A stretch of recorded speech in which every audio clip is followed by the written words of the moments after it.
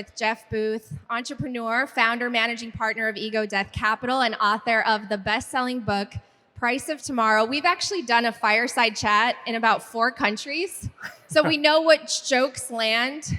So you're in for, we hope we do. For a treat. Yeah. No, I'm super grateful to be here because I think we all come into Bitcoin from different pain points and experiences and industries. And for me, many people might know I was a I was a journalist in mainstream broadcast news, but I also had this backstory of I'm a first-generation immigrant. My parents came here for the American dream, and they lost everything in the great financial crisis. And so I was almost searching for Bitcoin.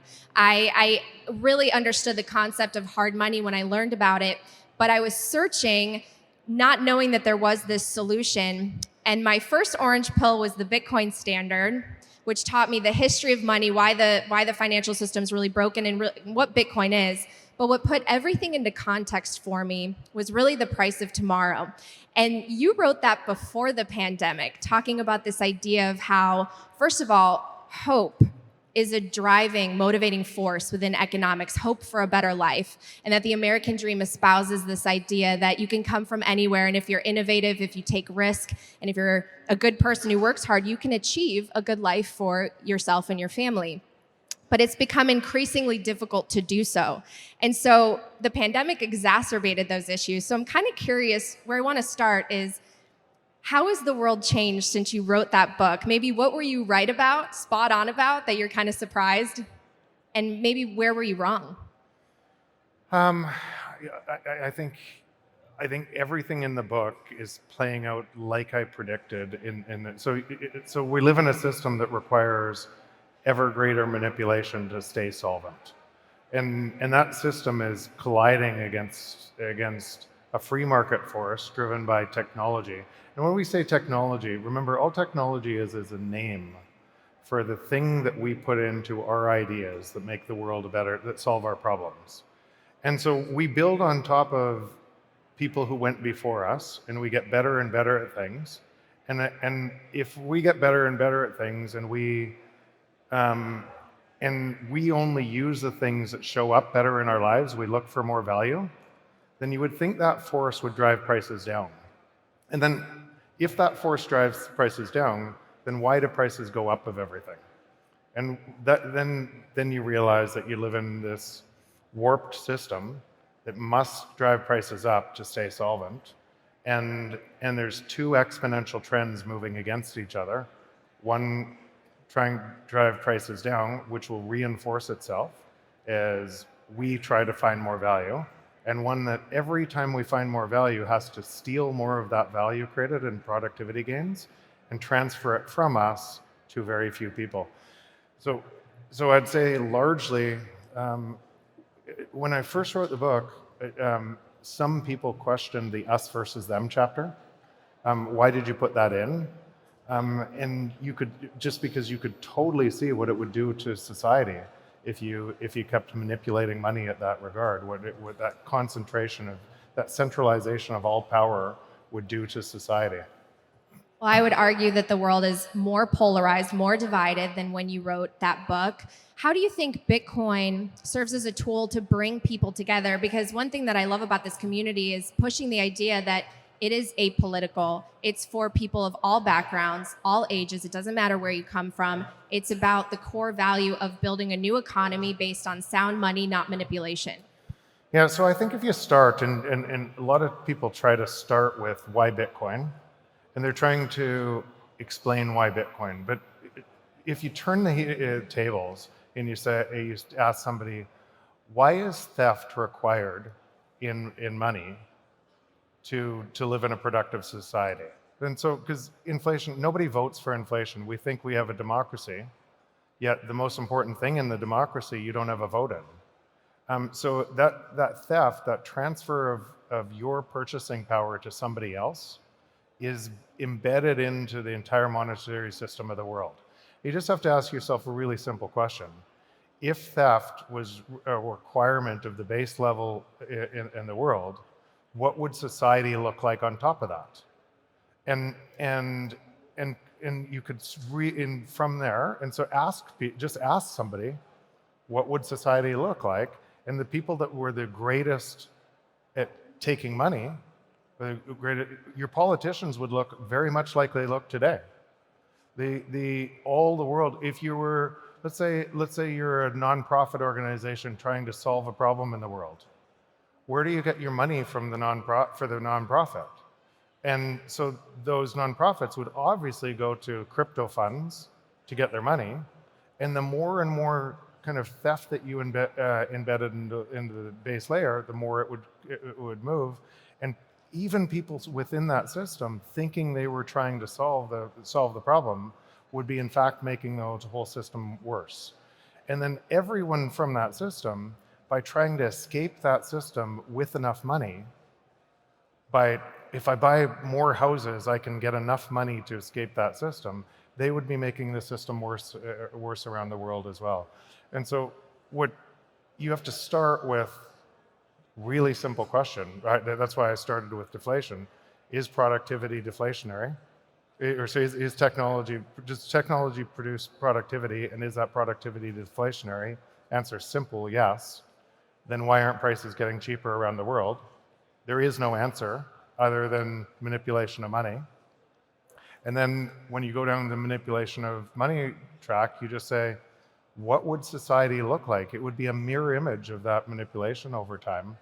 And then what would it look like in a new world on Bitcoin?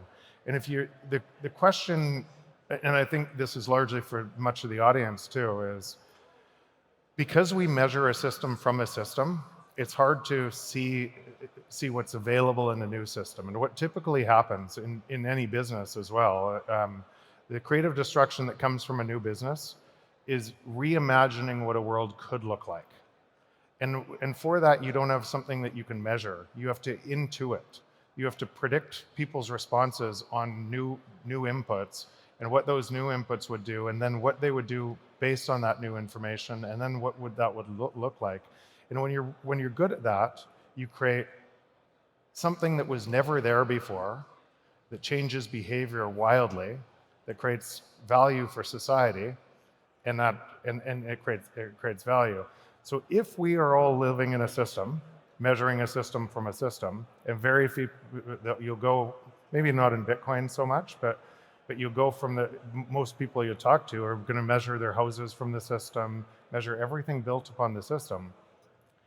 It's really hard to see how that new system would operate. And typically what they do, where I see most of the FUD against Bitcoin, is really bringing in qualities of the legacy system that is terrible into a new system that will not operate like that at all.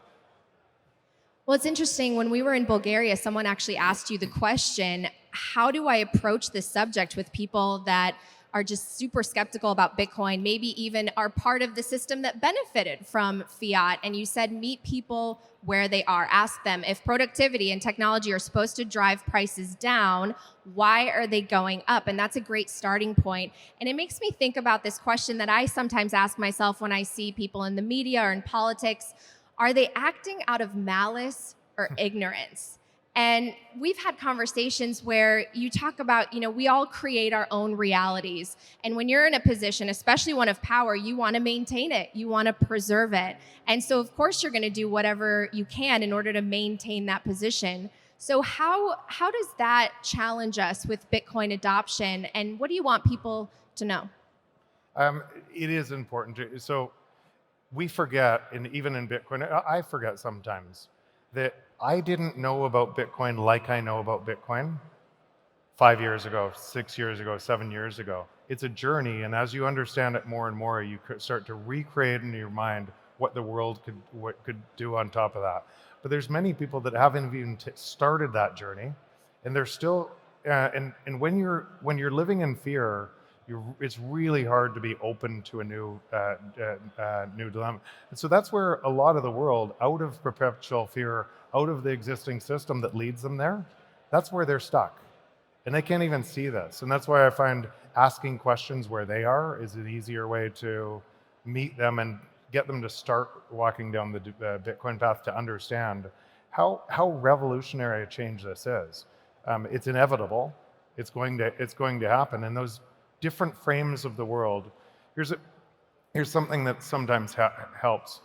If you're same world, if you were an executive in Sears from 1995 to 2010, your world would be getting worse and worse. It'd be getting harder and harder as you tried to protect your real estate, because you knew for sure people drove to the mall to get your stuff, and you could only have certain limited stuff on the shelves, and you had to choose what stuff.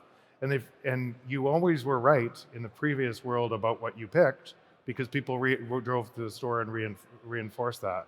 And then Amazon, if you were an executive in Amazon, everything was growing because you had unlimited shelf space and people didn't have to drive to the store. And it looked just two totally different models of the world, two frameworks of the world, one hopeful growth future, one collapsing. Now imagine that system, that transition happening at the highest order money, and every other decision is a subsequent decision of money. And you can see why Bitcoiners are so hopeful, because they're building onto a system based on truth that's getting stronger and stronger and stronger as that network effect on that system. Essentially, that network effect is driven by each and every one of us finding the truth, building more value and spreading it to other people. And every node of that network is making it stronger for every other person to make it stronger. So that's why it's hopeful. And when I come to places like this, or Bulgaria or Scotland, and you meet people where they are, oh my God, I can't believe I get to do it. But I also understand, if I was in the other system still, if I was that executive at Sears and I didn't see the hope, what it might look like. And so that's what's happening today, and this transition is going to play out for a long time. I want to touch on something that you discuss in your book, which is that because there's abundance in money, we have to find places to try to get profits, right? And that's primarily been equities and real estate over the last at least decade. And so your house is getting older, arguably maybe needs some work, but it's going up in value because houses are more scarce than the money. Whereas you talk about Bitcoin repricing everything and actually bringing real estate down to the utility value. Can you talk a little bit about that? Because kind of going back to what you said earlier, it's so hard to imagine a world like that. Yeah. So why do you own a house? Right? Why is the primary reason you own a house? And if the primary reason that you own a house is to try to escape the devaluation of a currency, which is a primary reason for most people, effectively they're buying a house because they say, I can pay back the debt in cheaper dollars tomorrow because of inflation. And if I own 2 houses or 3 houses, then I can rent out that, and I can essentially sit on top of a system that the person getting poorer because their wages are actually going down are making me rich. And if I'm BlackRock and I can own 1 million houses, I can do it faster. So we own more houses, not because of the utility value. We own more houses because our money is getting worth less, and we're going to pay it back in cheaper nominal terms. And so under a different system that Bitcoin, and by the way, this critical in this, we would never vote for the system of Bitcoin through an electoral process. We could never see ourselves voting for our wages coming down over time or our house prices coming down over time. So you can just imagine everyone you talk about, when you talk about the political process, it's we. We would vote those people in that'll tell us, oh no, because we don't see they're two different. We think they're two different things. Our house prices can go up forever, but everything we buy, we want cheaper. We want more value. We don't see that we are labor in every single thing we buy, and so that process on Bitcoin means that houses fall to their utility value when measured in Bitcoin. They will still go up if monetary policy is printing money, they'll still go up in fiat terms. But against Bitcoin, they're going to come down to the utility value.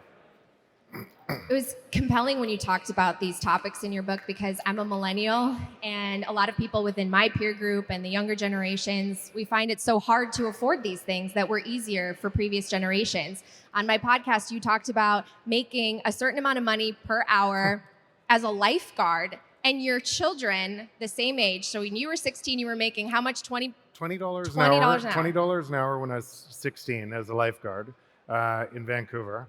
My kids make $16 an hour as a lifeguard today. That was in 1987. Right. And so they make $4 less an hour in inflation-adjusted terms. No wonder kids today don't want to work. Mm-hmm. No wonder kids today can't get, or your generation can't afford a house. Yep. Because it's essentially you're driving them to a point where essentially, fuck it. Right? Yeah, and that's the pain point, right? To burn the system down. I mean, I was telling Jeff backstage, I went to get my hair cut a couple days ago. My hairdresser is now also a real estate agent just to make ends meet. And so it's that idea of what Saifedean has talked about in his books, of you have to earn your money twice. So I think there's no surprise that crypto at large looks very attractive and shiny, right? Because Bitcoin seems too expensive. You have these equivalent of penny stocks, one will take off and you can actually make money, maybe to put it into Bitcoin.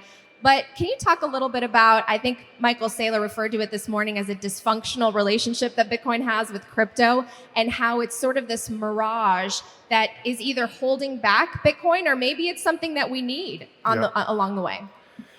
So I look through it in a different lens. I look through it as all money is information, right? Nobody in this audience actually wants more money. And I can prove that because if you wanted more money, a Venezuelan bolivar would be equal to a US dollar. What you want is more of the carrying capacity of money and what you think it buys you. And that could buy you more freedom. That could buy you more essentially what you believe, more love. If I have more money, then people will respect me more or love me more. It could buy you legacy for your family. It could buy you a whole bunch of what you believe it'll do. So if you know, and today we have misinformation and money. So we've granted an authority an ability to press buttons and create misinformation and money. And so if you have misinformation and money as a byproduct all across the world, you must have misinformation everywhere, because money is the thing that connects us and their labor all around the world. So you have to have misinformation. And then if you automate that misinformation through Twitter and Facebook and everything else, what do you have? Faster misinformation. And so everybody sitting on top of that, and you could include me, you could include us in this, you could say they're looking through misinformation, and they think they have perfect information. And they group into these little silos saying, my information is perfect, you guys are insane. And you get this cascading effect. At a time where Bitcoin, because of the decentralization and security, you created something that could never exist before Bitcoin. We always had to trust organizations and protect ourselves from those organizations getting too big with rule of law. Constitution, allowing free market is exactly what that is, and a free market outperforms a centrally controlled market.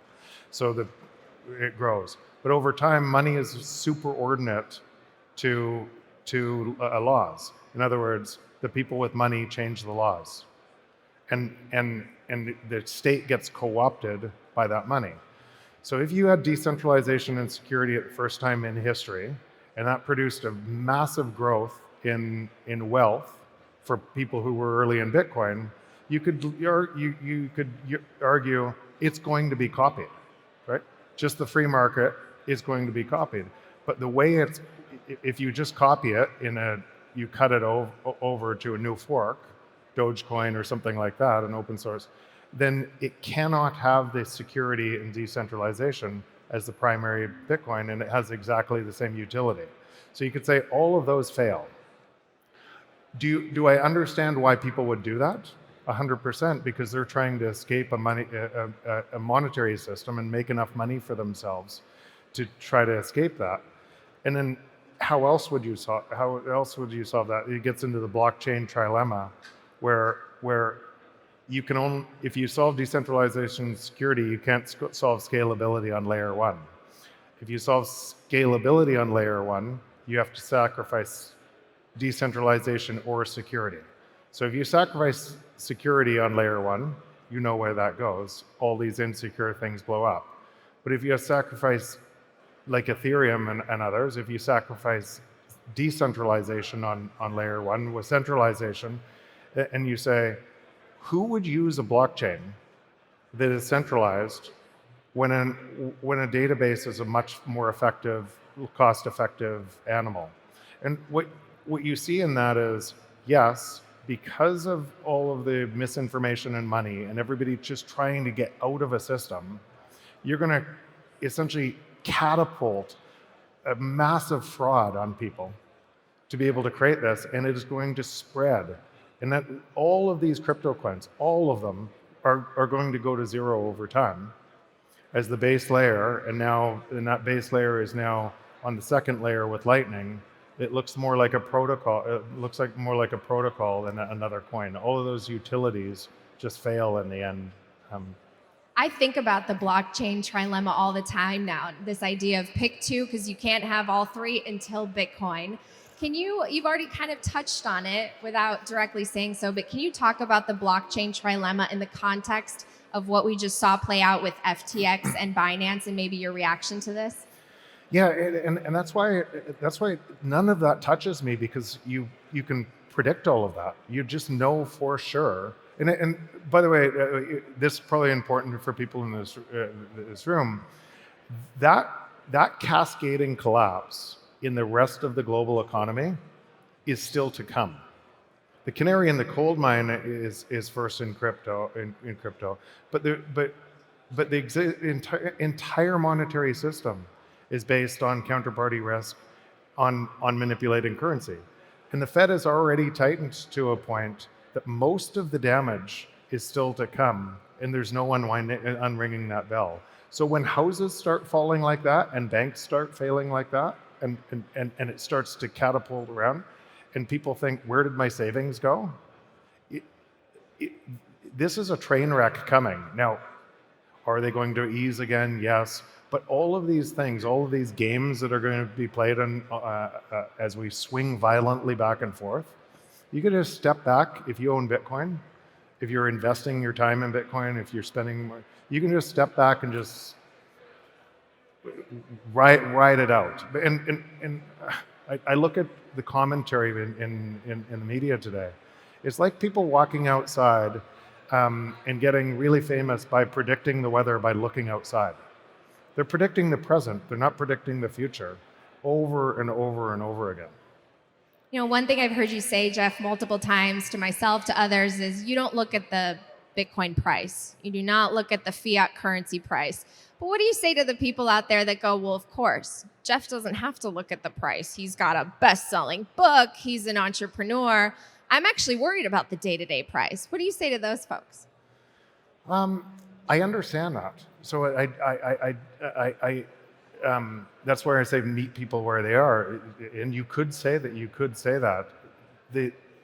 What's provided this viewpoint, though, is because I went down to the sand on both systems. Most people won't go to, like, when you interact with a system, how many people can really say they've gone down to the sand on the entire, maybe in Bitcoin you do, because you have to go through it and understand both systems. But most people living in the world don't understand the integral plumbing at the bottom of the systems they use. They don't understand if the plumbing is broken. They interact with the layer on top of the plumbing.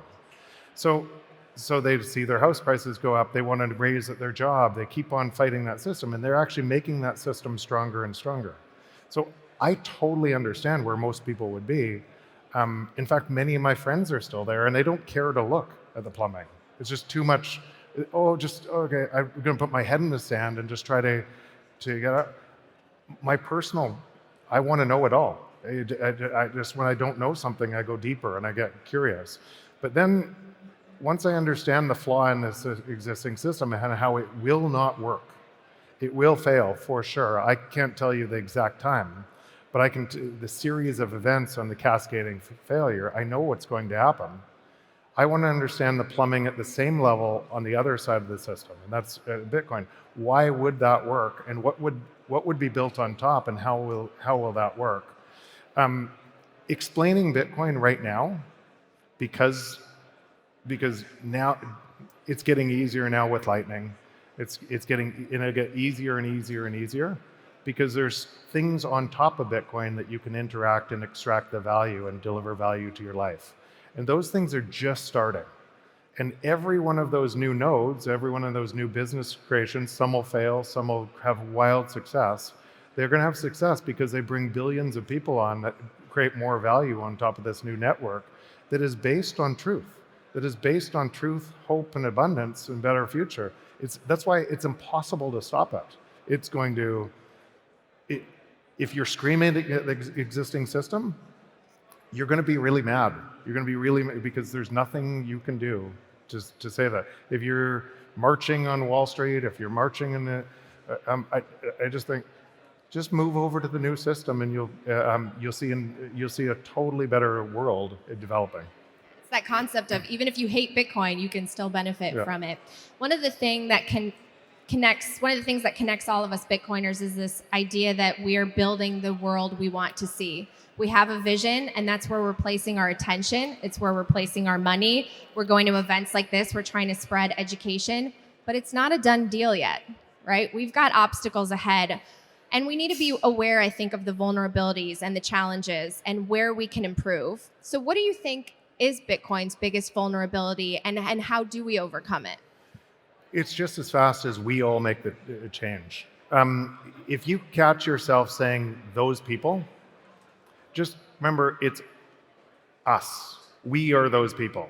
When you say those people, you give them strength. Those imaginary people that actually have control over you, that is just a system of bad incentives that is creating more bad perverse incentives. When you say that, you're actually giving them more control. Now, in Bitcoin, I actually don't care.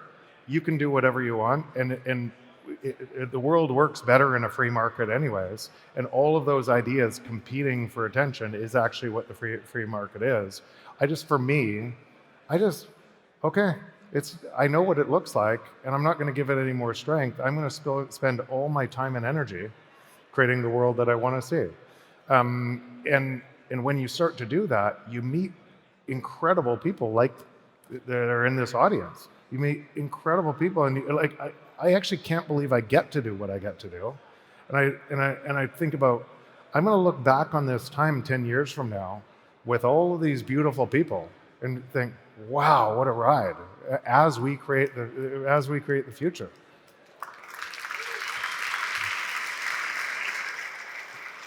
Jeff and I did a panel with Lawrence Lepard and Greg Foss in Scotland, and it was called For the Kids. And I'm going to be perfectly honest with you, because of our current monetary system and my climb within my career, I've put off my ability to have a family because I felt like I wasn't financially secure enough. And I desire the idea of being a mom and having a family. It's something you have. You're a total family man. I've had the chance to meet your beautiful family. And I know that one of the reasons why you wrote the book is because you want to fight for this future. And it is a better opportunity for children to grow up in a world that's more fair based on a system of sound money.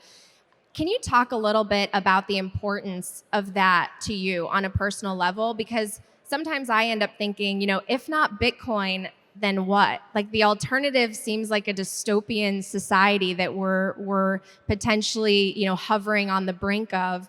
And Bitcoin I see as this gleaming beam of hope, right? I think a lot of people would agree. So how important is that to you on a personal level, the idea of Bitcoin for the kids? Yeah, it's why I wrote my book, because I realized that the world I grew up in and wouldn't be available to my kids, or it might be available to my kids because I could give them more, but that giving them more came at an expense of somebody else somewhere else, and that would be a terrible way to wire the world.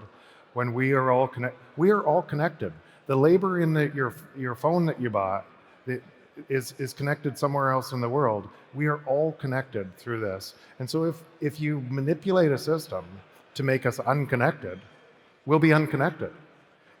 But our living standards grow because we're connected. Our living standards grow because we solve problems together and create new ways of solving problems because of that connection. So if you sever the connection, living standards have to go down. And that's why if I just look at this system, CBDCs cannot work. Now, I'm not saying they won't be tried, but they cannot work without destroying our living standards. And they can't work because of this very simple thing. I couldn't predict my change to buy an iPhone before I saw an iPhone. And the iPhone was in development for 3 years before I saw it. And I was convinced I was going to use a BlackBerry forever. So I'm pretty good at predicting the future. And if I couldn't predict my own change when I saw something that delivered me value in a totally different way, how could any centralized organization predict all of our changes on everything before it's there? And what you'll see is that's why the free market always outperforms a centrally controlled market. Always. If you've ever worked in a huge organization, you realize how much bureaucracy and red tape is just central control, and the decentralization or a free market allows way better standard of living to emerge because of all of our ideas, all of our shots on net to create a better world. So if you know that one system has to centralize and drive coercion and control, and one system is decentralized and secure and drives the opposite, you know what system's going to win over time because there's such an embedded benefit for the countries that go first. Well, where I want to leave this is on a note of hope, because of all the people that I meet, I think you are probably one of the most hopeful that this is the future we are going to see, that everything will be repriced in Bitcoin and we will live in a world without manipulated money. Why are you so hopeful and confident in that vision? Well, probably just what I said. So what I just said, but add the true definition of a network effect is every single user of the network makes the network better for all users.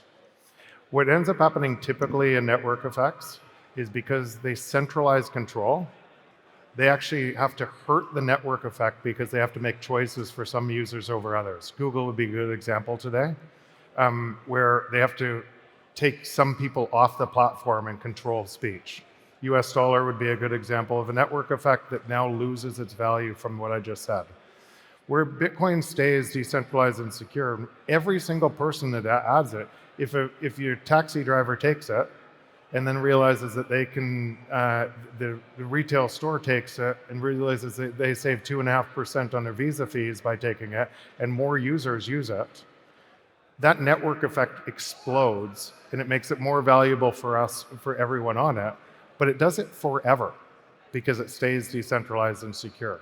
So you could have a network effect that actually never, ever dies because it grows forever because of that decentralization and security.